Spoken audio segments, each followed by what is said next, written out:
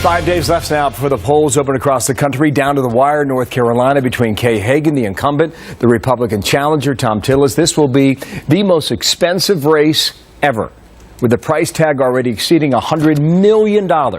Michael Warren, staff writer, Weekly Standard. Michael, good morning to you. Morning, Bill. What are they spending all that money on down there in North Carolina? Let's see. Ads, and more ads. They've really inundated North Carolinians with TV ads, radio ads. It's not just the campaigns, it's all these political action committees that are supporting or opposing both Kay Hagan and Thom Tillis, the Republican. The result has been that the polls really haven't moved that much. Kay Hagan's been ahead a couple of points. Tillis has been ahead a little bit here and there.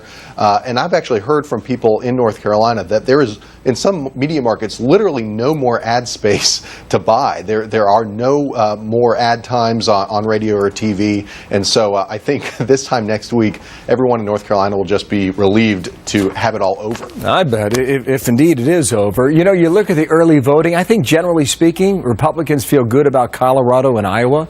I think generally speaking, Democrats feel good about what they're seeing in Georgia and also in North Carolina. Why would that be? Well, they're seeing better sort of registration numbers in Georgia and North Carolina, Democrats that is. Let's remember that Democrats are traditionally very good at early voting, and they have been since early voting has become a phenomenon in our elections. And Republicans, as you said, in Colorado and Iowa are seeing better numbers than they did in 2010. The difference, I'm not entirely convinced that things are better for Democrats in North Carolina or Georgia. I just haven't seen numbers that convince me of that. You've got better registration numbers among Democratic groups. In Georgia, you've got more black voters that are registering, and those tend heavily to vote Democrat. But the question is, do they actually get to the polls, those early voting registration folks? And I'm not hearing that. In fact, there was an early voting day in Atlanta on Sunday that they've opened it up for Sunday voting in one Atlanta area county, and only 1,700 people voted. That was far fewer than they expected. So I actually think that this is actually a place for where Republicans can be hopeful as well. Now, you probably look at that early voting and find whatever you're looking for anyway.